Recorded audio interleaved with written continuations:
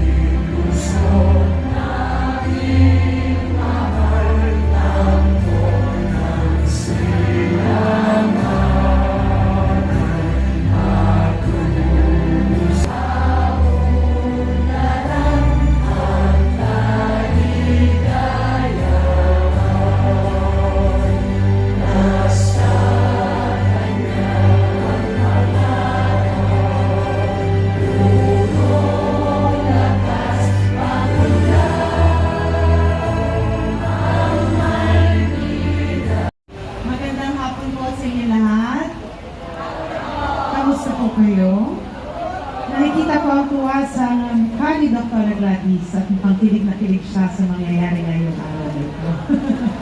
At alam niya si Dr. Grace Padilla hindi na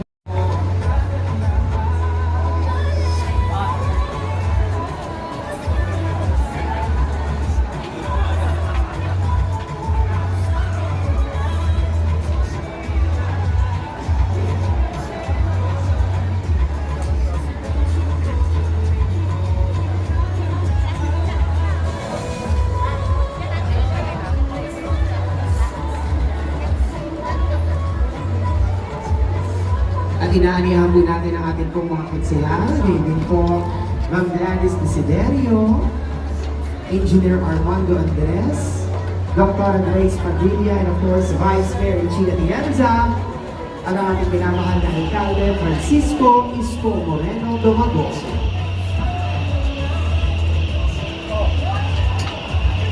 Ayos sa yete. Mga ilang buwan lang, mabibilisan ko para magamit ulit. Thank you, Mayor.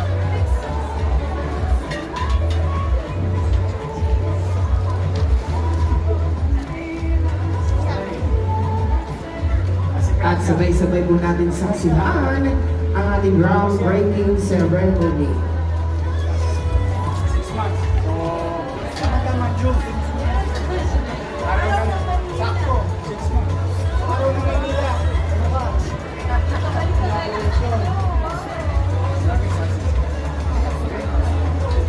June. Araw na Manila.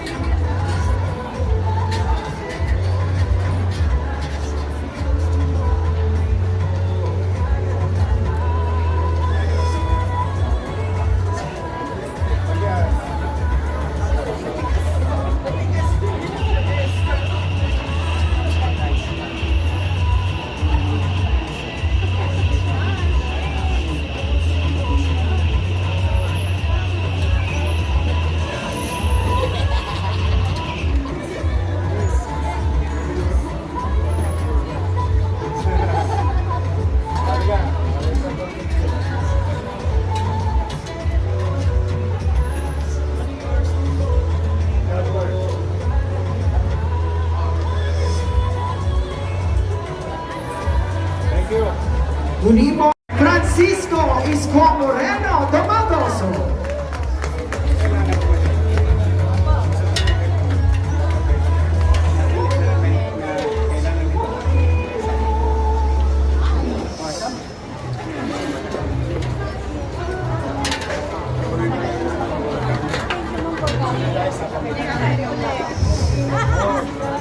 Diyan nakakapalan po lalo tigit ang ating mga taga-ikatlong distrito at ating mga kapitbahay ng distrito sapagkat ilang buwan na paghihintay ay masasaksihan na natin ang tuluyang kagandahan ng ating minamahal of course na talaga namang tuloy-tuloy na serbisyo sa San Nicolas Health Center.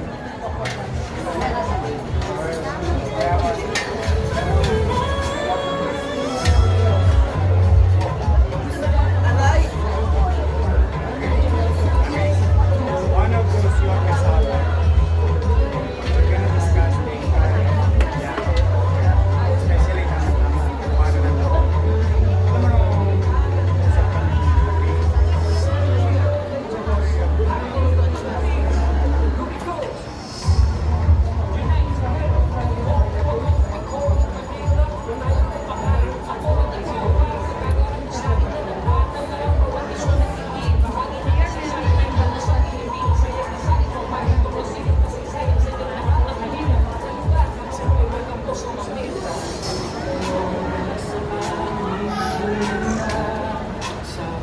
Muli po ang taus-pusong salamat sa lahat po ng ating mga nakasama ngayong hapon para po sa ating groundbreaking ceremony for the renovation of San Nicolas Health Center.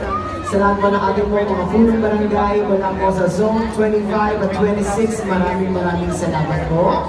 Sa lahat po ng ating mga BNS, maraming salamat. Sa lahat po ng ating mga BHW, maraming salamat po sa inyo. Sa lahat po ng ating po mga kapulisan, ngayon din po sa lahat po ng ating staff mula po sa Manila Health Department at ngayon din po sa lahat po ng ating mga kapwa, empleyado at manggagawa sa aming host barangay, Chairman Rich Montague of Barangay